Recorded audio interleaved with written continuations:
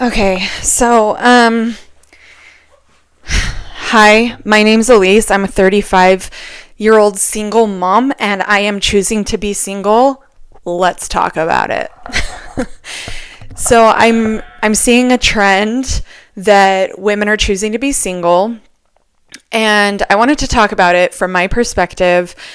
And I think that this would maybe be helpful to both audiences, male and female, men who don't understand it, women who totally get it and just want somebody to voice what they're trying to, I don't know, maybe explain to other people. So here's the thing, and here's what I'm realizing. And I've been on the market for like 2 years now. And I have done quite a bit of dating. I've been in a couple of committed relationships, and then I've also just dated a ton. I've been out with a ton of men, and I've talked to a ton of men. I've been on the apps. I've been off of the apps. And I'm off of the apps now permanently, and I want to talk about that too. So I'm also located in Utah, and that has something to do with it, why I'm choosing to stay single. And let's just talk about like my experience with dating and why I've just realized that like I personally really am better off single, and I'm so much happier as a single woman. At my age, I'm just realizing that I have yet to meet a man in my whole life. I've yet to meet a man who I feel like would add value to my life. And, you know, this took a lot of deep diving and just looking inward and asking myself, like, why don't I find fulfillment in male companionship? Why is male companionship so dissatisfying to me? And not only that, but it's also like sucking the life and energy out of me. And I think that I'm still trying to find those answers. And maybe there's a lot of women in here watching this that might be able to enlighten me on what they've discovered about themselves, about why they are just so bored by male companionship and the male presence, and just same shit, different dude, same shit, different name. Like, it's just, we're bored. We're bored of just replaying. It's like a broken record at this point of just like dating a new man is like dating a broken record. They're all the same essentially.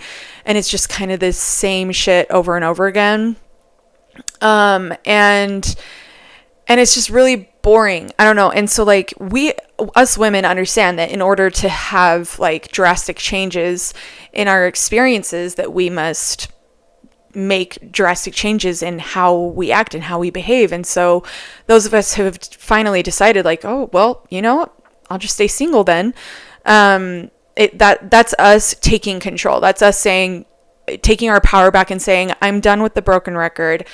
I'm throwing away the broken record and the record player, and I'm gonna reinvent everything, right? Like, I'm reinventing the wheel right now. And so I've taken my power back, and I've come back home, and I've removed myself from apps. I have said no to dating. Even when I'm asked out, I say no. And I'm refusing to date for the time being. And it's been very helpful for me because I've had a lot of opportunities to reflect and determine what's really important to me and prioritize properly, and, you know, what I'm really looking for in a companion. And what I've realized is like, what's really important to me is how they make me feel, and how they make me feel when I'm around them, and how they make me feel about myself. And those things are just so, so valuable. Like, I can't put a price on those things when it comes to like a partner that you plan on spending the rest of your life with, is like how they're going to make you feel every single day, and how they're going to make you feel about yourself, and how they're going to make you feel about life. And just the immense weight of finding a best friend and somebody who like matches your energy. And those things are just so incredibly important. And it's hard when you're in a position like me, because you do consider yourself like a very unique individual. And you know that like you don't find people like you very often. And it's just really like, it can be a little disheartening realizing like, oh, maybe I'll be single for the rest of my life. But I've gotten to a point where I'm like comfortable with that, with accepting that. There are times like when life is really kicking my butt and I really, really, really, really crave a companion to like hold me during those moments. I'm not going to sit here and say that this is ideal. Like, I don't believe that being single is necessarily ideal. It just is right now because of the circumstances of what has been presented as what's available to me as far as partners go, and just where I'm at in this phase of my life, and just realizing it's not ideal. However, I believe that having a partner is ideal, especially when it's the right partner and you are the right partner and you have become the right partner for your partner, and therefore they are the right partner for you. And it goes both ways. And so, I started dating because I thought that I was ready for it. I told myself, like, I've been waiting for this forever. And I've never had what I felt like was supposed to be a partnership, and finally got available and was so ready to like show up and be there, and just learned that, I understand why women say if they're single, there's a reason, especially when it comes to like older men over 30 and never married and no kids, and why they say like if they're single, there's a reason. But also even men who are older than that, mid-40s and single, and divorced, like they say if they're single, there's a reason. Like, there's a reason they're still here. There's a reason they're still on the apps. There's a reason why they haven't been snatched up. And I think that there's a lot that goes into that. And I'm sure that a lot of people hearing that, it's really triggering. And let me just tell you my experience with like dating, and I did a lot of dating. I did so much dating. First of all, the women who are available and stay available into their 30s, into their 40s, who have never been married, never had kids, or even were previously married and have kids, all the women that I know, and I stand by this, all of the single women that I know are the greatest quality women I've ever seen in my life. So the women who are available are top quality, like grade A. We're talking untouchable. And then the men who are available are like, a lot of women would argue that they are low grade, right? The lowest grade. The men that I dated, and if somebody who I've dated is watching this, I want you to know that there's a reason why I dated you. And it's because I had discerned that you are not low grade. So I wouldn't have talked to you if I discerned that you were low grade. I wouldn't have kept talking to you if I thought that you were low grade. I wouldn't have dated you if I thought that you were low grade. Okay? I perceived that you were high grade. And I perceived that you had a lot of value, and I perceived that you had a lot to offer. And that is the only reason why I even talked to you, because if I told you how many men were in my DMs, your mind would just, okay? So I have all of the options in the freaking world, and I chose to talk to you, and I chose to date you. And there's a reason for that, okay? So my take on this of why women are single versus men, it's completely different reasons.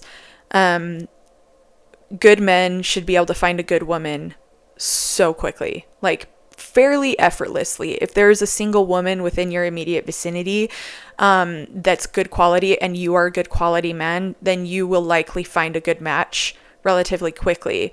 What I'm seeing of these men that I have dated and spoken with is that there's usually something that's about them and their lifestyle that's not conducive to a long-term relationship. And a lot of the women that are in the dating arena right now are ready for a long-term committed relationship, and they're looking for that marriage, and they have an idea of what they want that marriage to look like. And these men and their lifestyles are not matching up with the ideas that we have for what we want in our partnership. And so a lot of it, like the men that I've dated that are just fantastic men, our visions are not matching up. And that's it. It's that simple. Like, your visions are not matching up.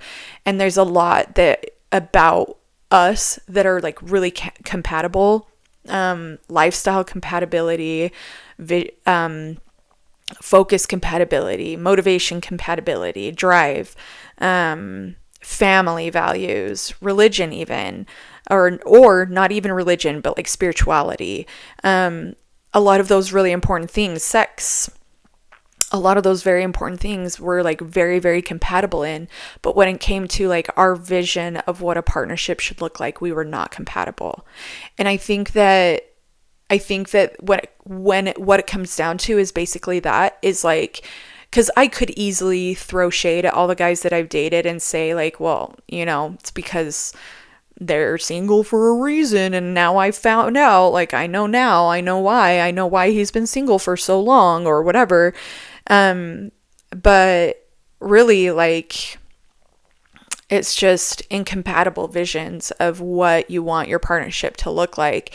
And me realizing that, I think that for a while, up until very, very, very, very recently, like within the last couple months, I thought I knew what I wanted, and I thought that I had a vision for what I wanted, and learned that I actually don't know.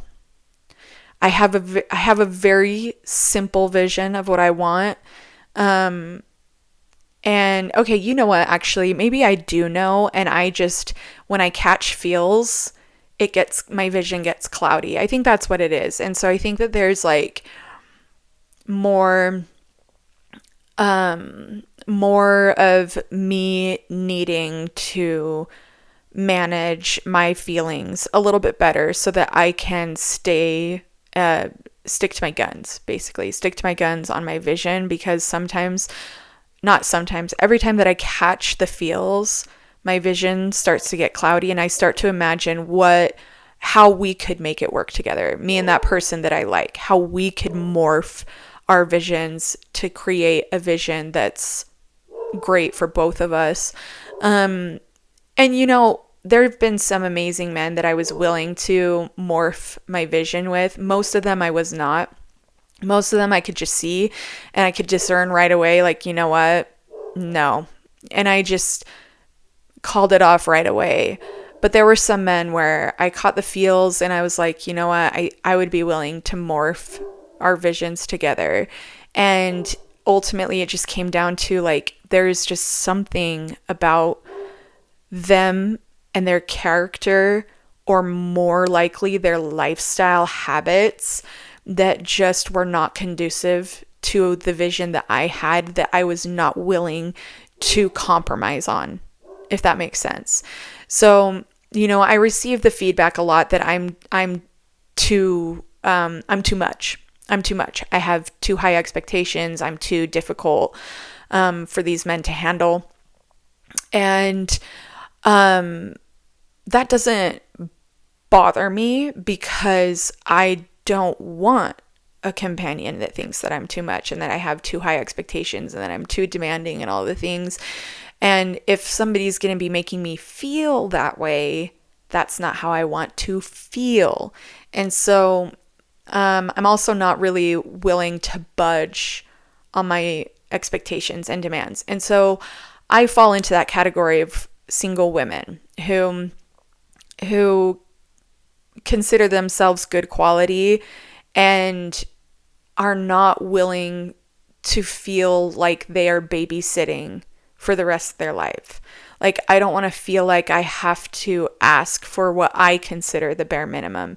And a lot of the men out there right now consider that just too high maintenance.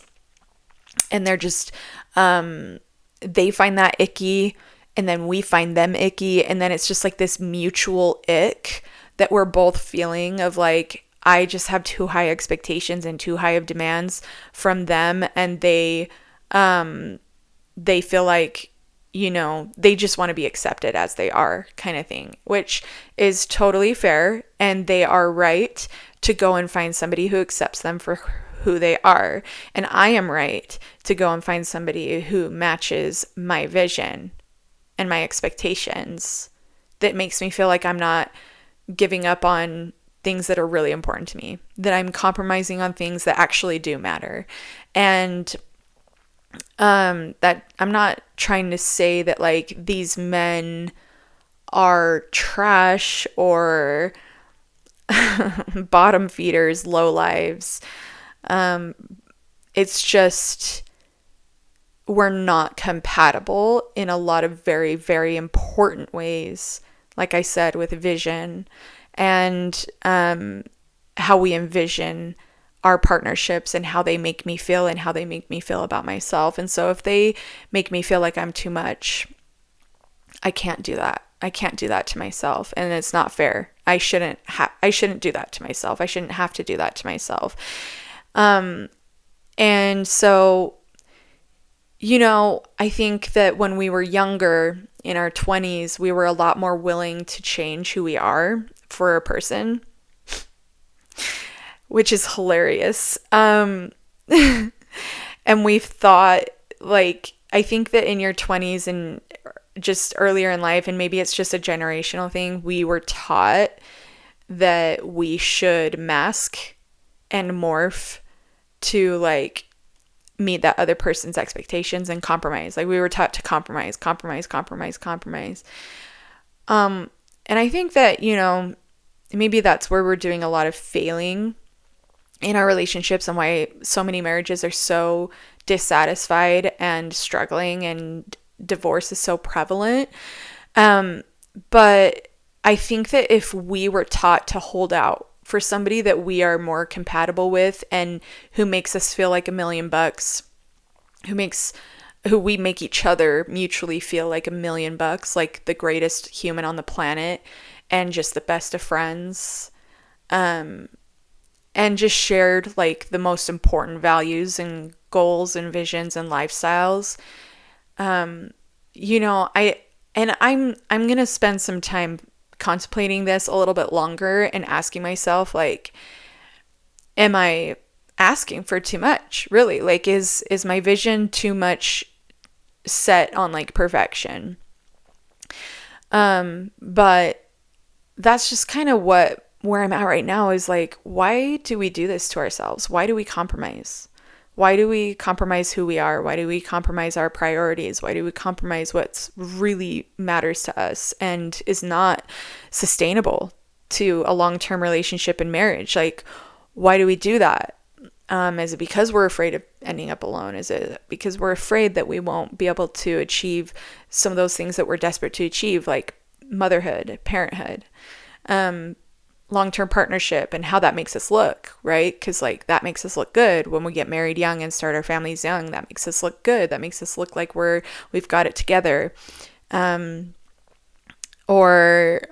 what, And this is something that I'm studying in school right now, is like the motivators for these things, motivators for marriage, motivators for relationships, motivators for working on the marriage, motivators for divorce, and all the things, and realizing how much of it is like externally motivated and how much of it was societally pushed, culturally pushed, and not like a conscientious, intentional decision, and how much love actually is not really primarily part of it initially, and how love is developed over time through difficult experiences that you share together, and sharing burdens and carrying the weight together, and showing up for each other in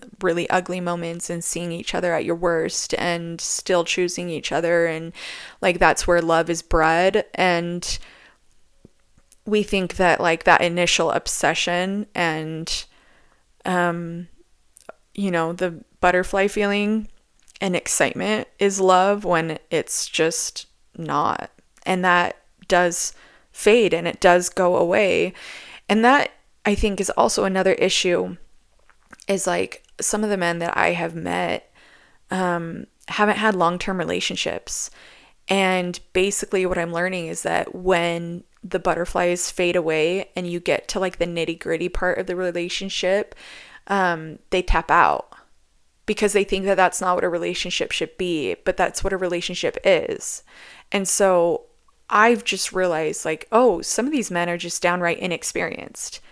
And that gives me the ick, right? And that's what's going to give a lot of these women the ick, is they don't want to feel like they have to teach this man what a relationship is and how you have to get through that nitty gritty to get to the other side, which is actually the best part of the relationship. And so these guys, I think they live for the honeymoon phase. And then once that fizzles out and you get to the ugly part, which precedes the greatest part, they think that this was the best and the only good part of the relationship. And now they're to where they think the relationship is going to be long term. And they're like, nope, I don't want this. And they tap out. And us women are like, you got to get past that icky part to get to the best part where you just like ascend into like real true partnership. And I don't want to teach a man that. I don't want to teach a man what it is to be in a long-term relationship. If they haven't been in a relationship for longer than 3 years, 4 years, I'm kind of like, no, I can't. I don't want to teach you. I don't want to be the one that teaches you, but I also don't want to be the next girl that you break up with once you get to that ugly part of the relationship after the honeymoon phase is over. So a lot of these men that I've met are very inexperienced in relationships, and they're not willing to grit through that difficult part of the relationship. They do have unrealistic expectations, and that's what's really ironic, is like these dudes be projecting their shit onto us women. They say that we're too much. They say that our expectations are too much, but I think that it's actually the other way around. I think that women are reasonable in their expectations. They're just not finding a man who meets those expectations. And these men are like, oh, well, you're too much. You have too high of demands. And I think that it's actually the other way around, because when I was with a man recently, I had my boundaries and I had my expectations, and he wasn't meeting them. And I was actually super chill about it. Not gonna lie, I was super chill about it. I was just like, no, I'm not going to do that because of this. And we are not going to participate in these activities because we don't have the title of a relationship. That's boyfriend territory. Those are boyfriend privileges. You don't get that. And he was like, oh my gosh, like, you're so dramatic. And, I was labeled a lot as dramatic and high strung, and just I was too much and I had too high expectations. There was another time where he told me that I was coming on too strong, and I know that I wasn't. In fact, he was the one coming on too strong. And so that's the other issue that I'm seeing, is like people who are just not very self-aware. And I think that they think that they're self-aware, but they're actually not. And so like I just kind of sit back and observe, and I just like watch these people, and I'll talk to them and I'll watch them and I'll talk to them and I'll watch them. And I'm just like, you're still asleep. You haven't woken up yet. You have not experienced the awakening. And I don't want to be the one. I'm not a babysitter, and I'm not going to be your mom, right? Like I want somebody who can meet me at my level. Like we are both awoken.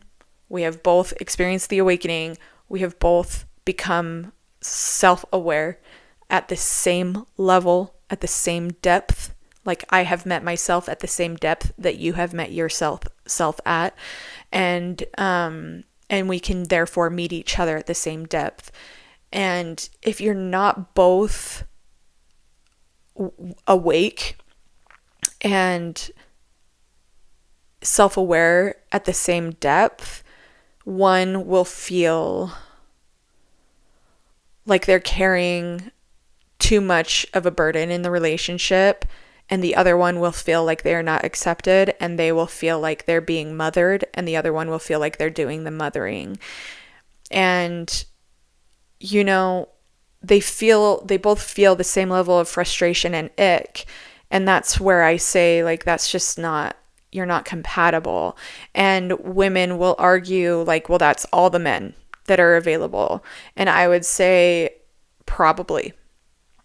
And that's why women are choosing to stay single, is because we can dive a lot deeper into ourselves, and we just have that ability to, and we care to. We like to do that. We like to take control over our own growth. And we're self-motivated to do that. We don't need somebody else to push us to that point.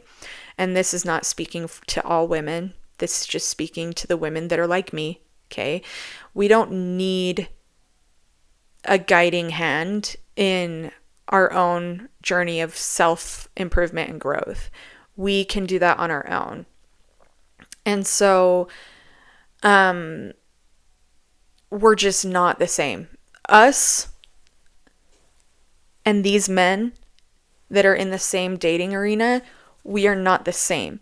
And a lot of women will feel really strange. I feel very strange playing ball with these people because I feel like I don't belong here. Like, I don't belong in this arena playing this game. And so I have had to remove myself from that arena and that game because that's not how I play, that's not what I play, and that's not who I play with.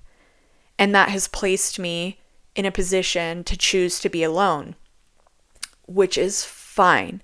And a lot of other women are doing this too, because they are also finding that when they put themselves out there in that arena, that they don't play ball the same way. They don't like to play with those people. That's not who they play with. That's not even the games that they play. And that's not how we play ball. And so it's really awkward and uncomfortable. And it feels like you're playing a role. It feels like you have to put on, like, it requires acting skills. And it's like gross. It kind of feels a little bit like pretending to be somebody that you're not. And it's not for everyone. It's not for all of us. And so those of us who have come to terms with this and realized, I don't belong there. That's not my space. That's not my people. That's not my game. And we remove ourselves, and we have basically essentially chosen to become perpetually single because we feel more at home and more equilibrium just being in solitude and staying true to ourselves, keeping to our moral compass, sticking to what I believe I should be doing with my time, with my life, with my focus. And it's just me coming home to myself, being with myself and doing my thing, like me doing my thing. And I'm of the belief that when we do that, when we actually make that move, that bold move, is when we will find actually like those people that are in alignment with us, who play ball like us. That's where we're going to find our game and our people and how we play ball. And we're not going to find it in that arena. So like if you find that you're in this arena with people that you don't identify with, who are playing games that you don't play, and you just don't feel like you belong there, you probably belong here.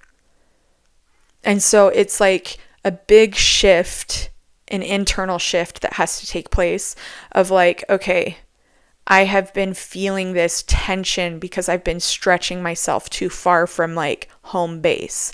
And so I've got to like bring it back home, come back here, align myself with this, align myself with my compass, because I've been trying to push my compass this way and that to make space, to, you know, make space for other people, to put myself out there for other people, to try and like do the thing that we've been taught to do, which is to find a companion, find a mate, have a life mate, have a life companion, have a family together, yada, yada, yada, all the things that society has taught us to do.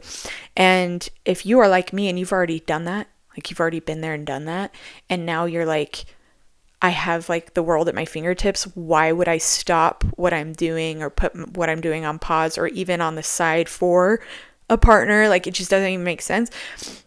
You get to the point where you're at, where I'm at, where you're like, I've already been there and done that. Like, no wonder they're over there playing ball and it's sketchy and dirty. They play dirty and they're sketchy as hell. And you're like, well, no wonder. I'm over here. We're not the same. And I'm not going to sit here. Listen, I'm not trying to throw shade at the people in this arena who are playing ball over here, because they will also find somebody that's compatible with them. Like, that's the whole point, is like, if you're not from that universe and you don't belong in that universe, you're not going to find somebody in that universe.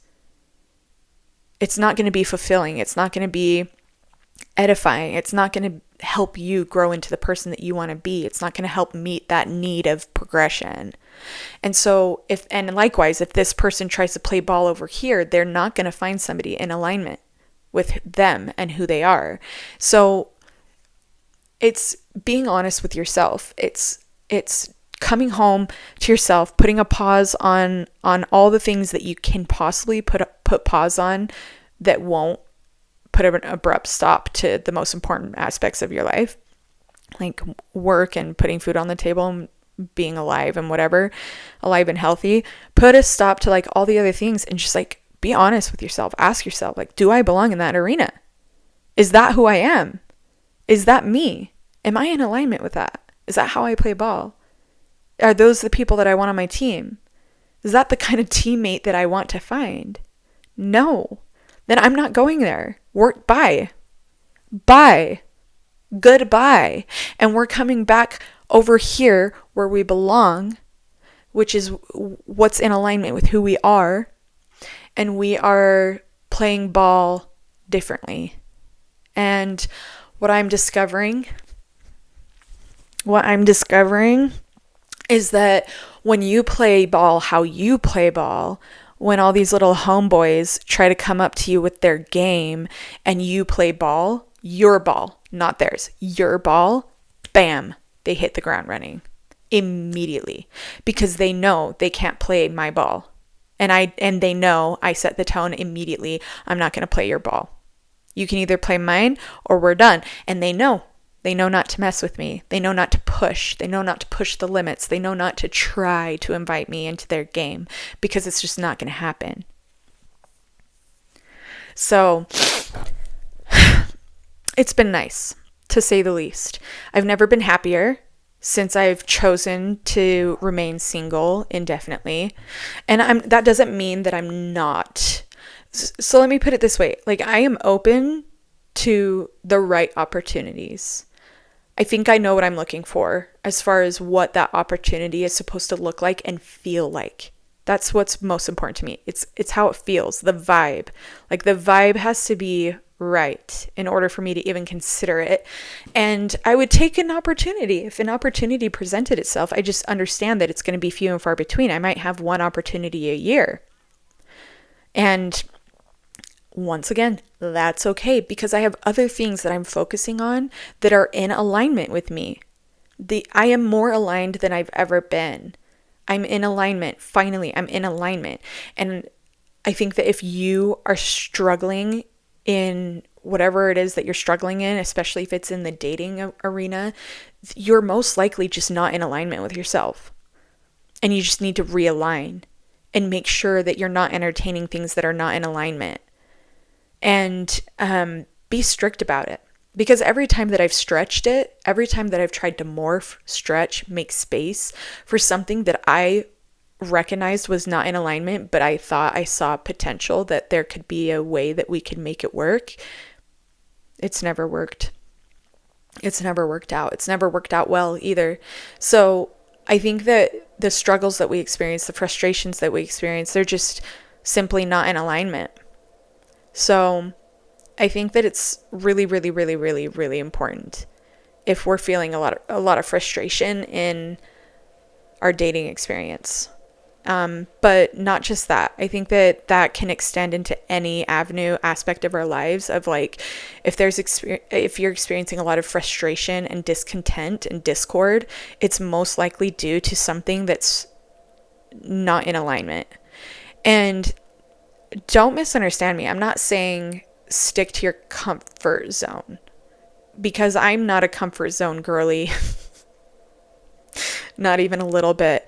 Comfort zone does not equal alignment, because you can be in the growth mindset and constantly uncomfortable while growing and still maintaining alignment.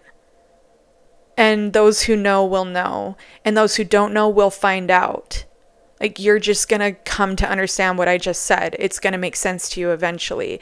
You can be in alignment and still experience the uncomfortable sensations of growth as you work towards growing and expanding and going out of your comfort zone. You don't have to go out of your comfort zone in toxic ways that cause you to behave out of alignment of who you are, what you are, how you show up, how you're supposed to be, what your role is in this world, how you're supposed to be a contributing member of society with your particular gifts, talents, and basically the purpose that you were given for this life. Like, you don't have to step out of that for growth. That doesn't mean that you're in a comfy, cozy corner. So I think that there's a difference between the discomfort that comes from not being aligned and the discomfort that comes from growth. And I do think that you can grow when you're not in alignment. I do think that's possible. I think it's possible for you to put yourself intentionally in positions where you're not in alignment with yourself, and you're still going to learn. I think that you always learn. I think that that's kind of the funny irony, is like, no matter what you do, you're still learning, and you're still learning something valuable. And there's still a lot of valuable lessons in those spaces. It's just not, in my opinion, it's just not necessary. It's just unnecessary discomfort. You can stay in alignment. You can invite discomfort in growing opportunities that are in alignment with you and who you want to become, and still stretch beyond your comfort zone and still grow and expand. And you're still going to learn valuable lessons, very, very valuable lessons. It's just that you're choosing those things, and you're more in control and more in power, in a place of empowerment, because you're choosing that growth. And you want it. And you want it bad enough that you're willing to do whatever it takes. You've stepped out of whatever it is when we were sleepwalking, and you've moved to that awakened and empowered space, and you are now like a creator of your circumstances, and that's a really powerful place to be. So that's where I'm at. Those are my thoughts, and that's kind of where, like, what I can speak to from my own experience, and why I personally have chosen to be single, and why I'm choosing solitude is for those reasons, is because there are things that I'm not willing to compromise on. What I have found, and the men that I've dated, required compromising in areas that I'm not willing to. That doesn't make them bad. That doesn't make them poor quality men. The men that I've dated, most of them I would say are great people with really great qualities.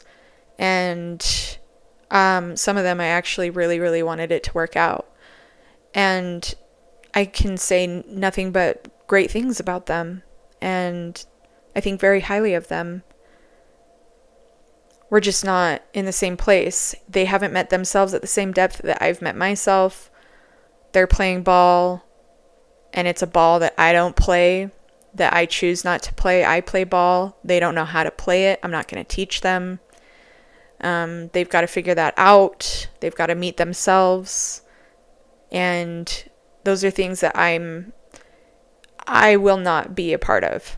So I'm not willing to compromise there. I'm not willing to hold their hand and mother them through that experience. That's something that they're going to have to do on their own. So anyway, I'm not saying that like women in my position are like the gods of society. It's not like we don't have red flags, because everybody has red flags and everybody's got baggage. I just think it's really important to find somebody that you're compatible with and you're in alignment with. Like, that's just so, so important. So like my red flags need to be in alignment with and compatible with my partner's red flags. I'm not looking for somebody that doesn't have red flags. And I'm not expecting myself to have 0 red flags. I'm just going to be in alignment with myself, and I'm going to find somebody who's in alignment with me, who's also in alignment with themselves, and we're all in alignment.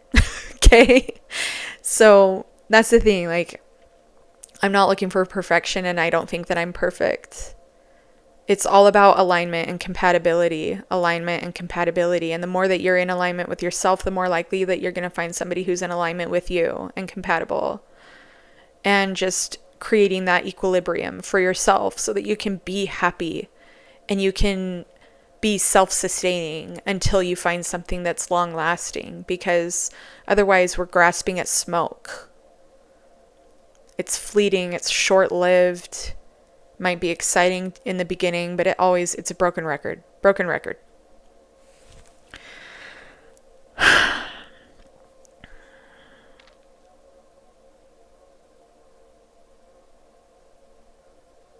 I've had a lot of fun. I want to throw that out there. I've had a lot of fun.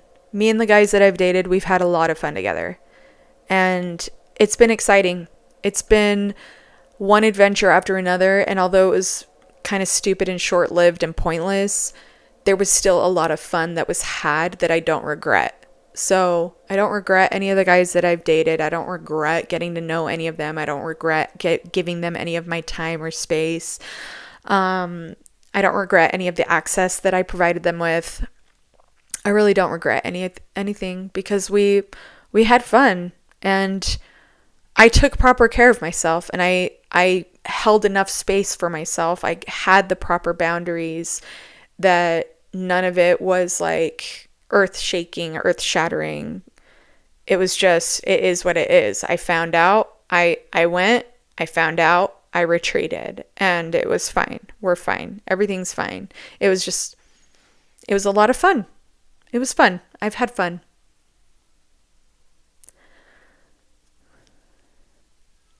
If you're single and you're choosing to be single, I want to know why.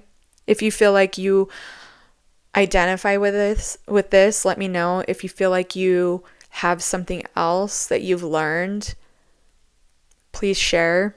I'm curious. If you have any questions, like if you feel like you're at the precipice of realigning, and you've like felt the call for a while and you have some questions, leave a question in the comments. I'd love to like have a conversation about that.